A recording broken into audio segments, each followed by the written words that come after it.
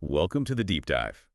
Today we're diving headfirst into, well, a really ambitious plan.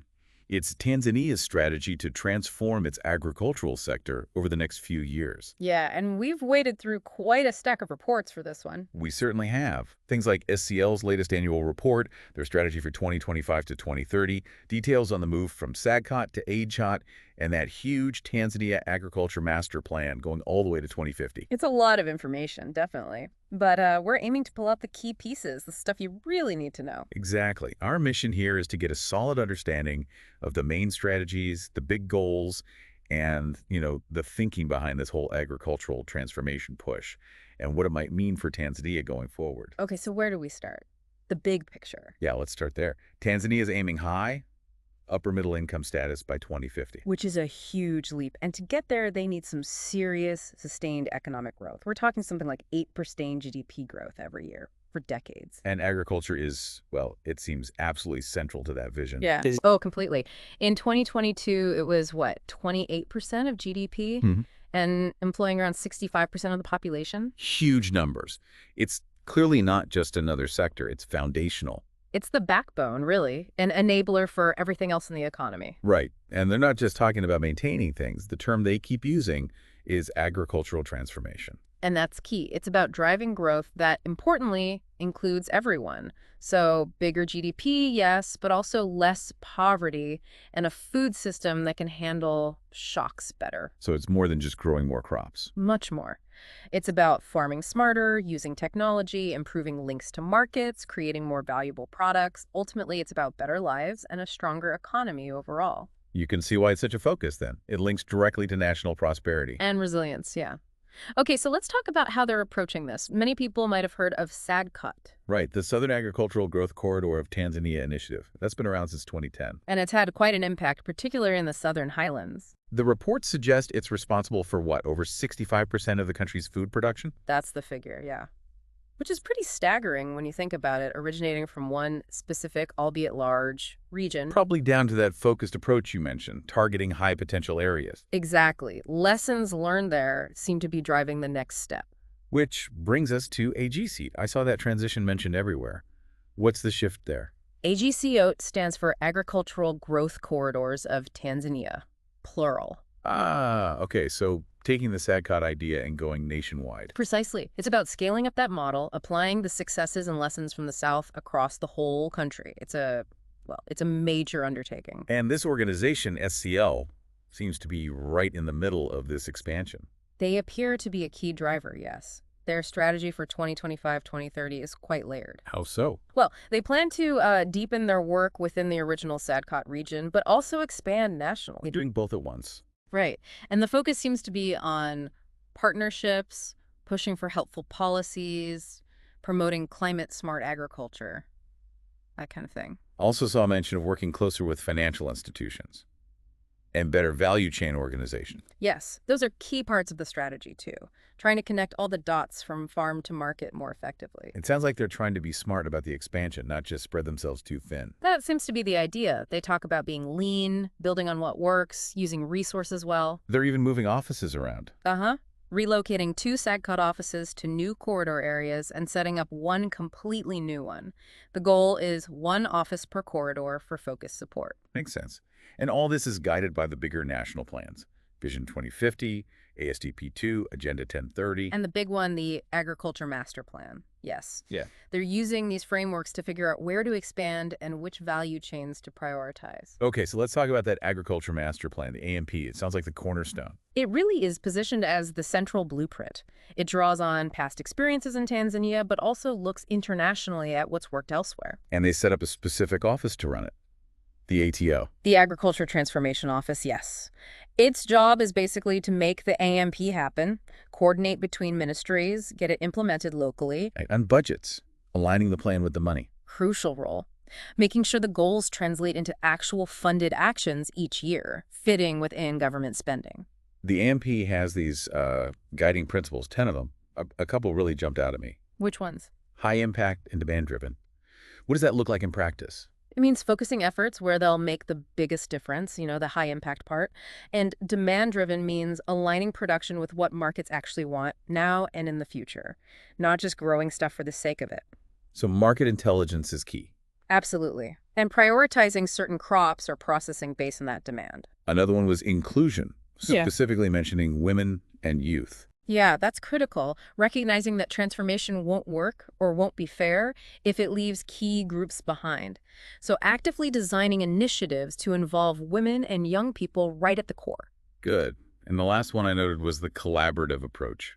Seems obvious, but essential. Totally essential for something this big.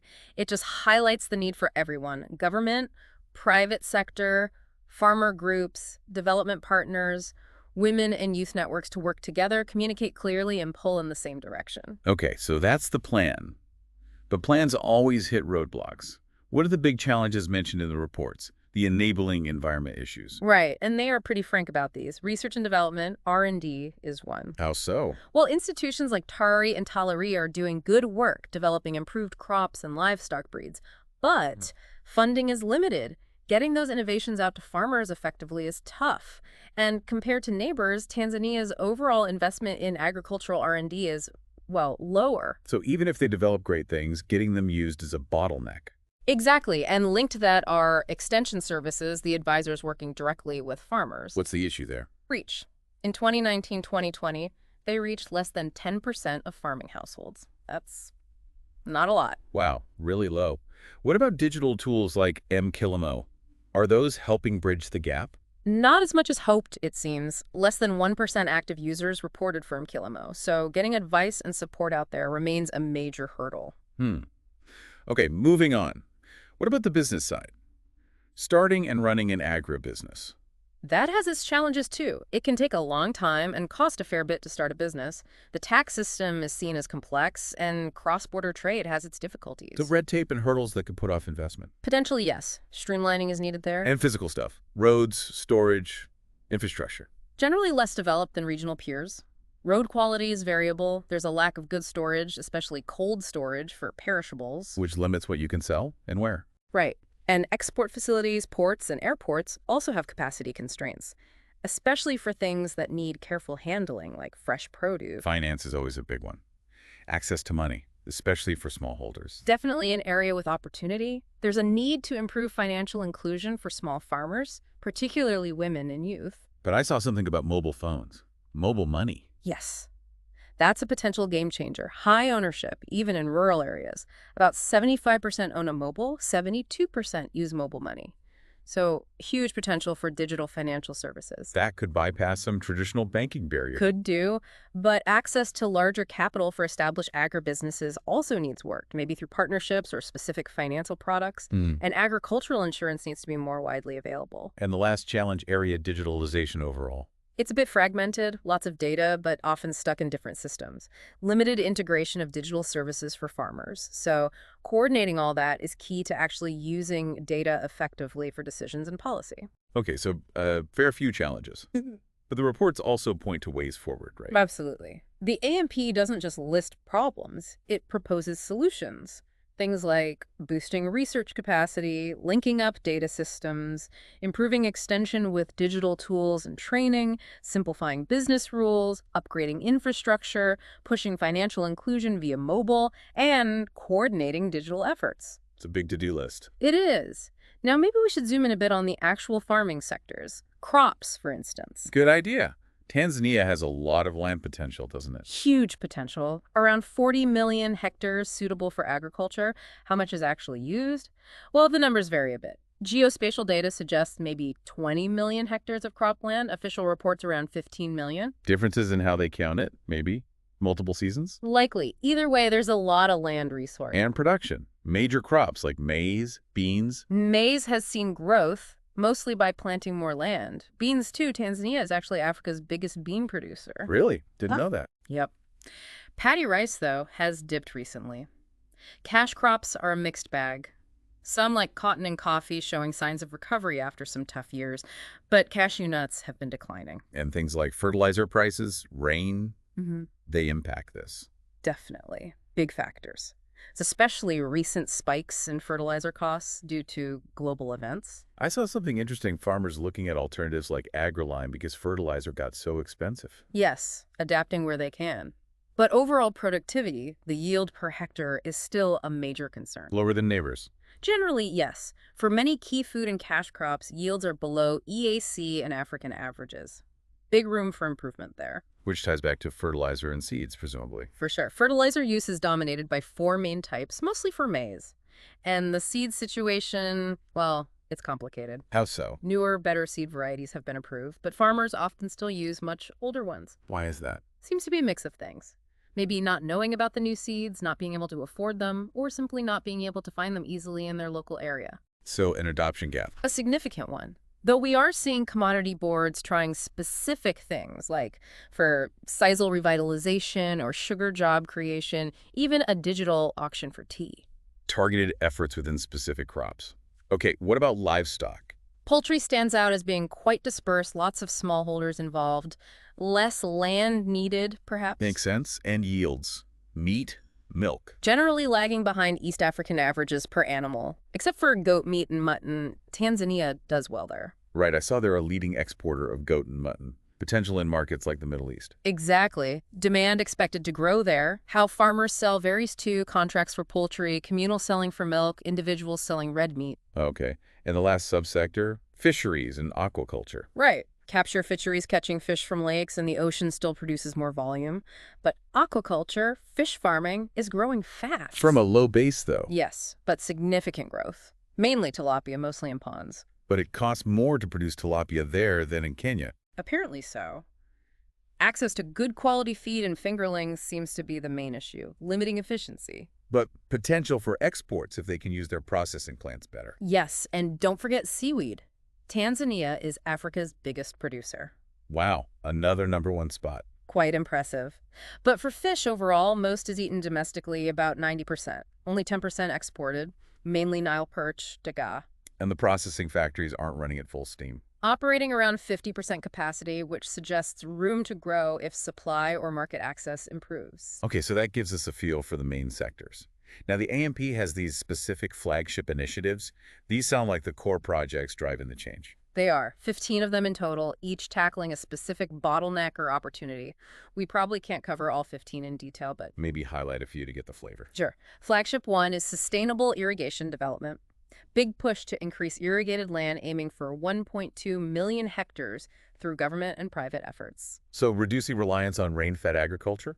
Exactly. Flagship 2 is quintuple seed production, directly tackling that seed issue we talked about. Boosting private production, making government agencies more efficient. Addressing a key input bottleneck. What else? Flagship 3, improve soil health. Developing management plans, transitioning land to climate-smart practices using soil mapping. Taking care of the basic resource. Yeah. Flagship 4, empowering smallholders through agri-SMEs. This one's interesting, organizing farmers into groups and supporting youth-led businesses to provide them with inputs, services, markets. So creating local service hubs led by young people. That seems to be the model, helping smallholders connect and access what they need more easily. What about livestock focus? Flagship 5 is unlock red meat and dairy farmers' access to formal market channels, more fodder, better breeds, animal health, piloting community ranches. Trying to professionalize those sectors. Right, and Flagship 6 focuses specifically on boosting strategic cash crops.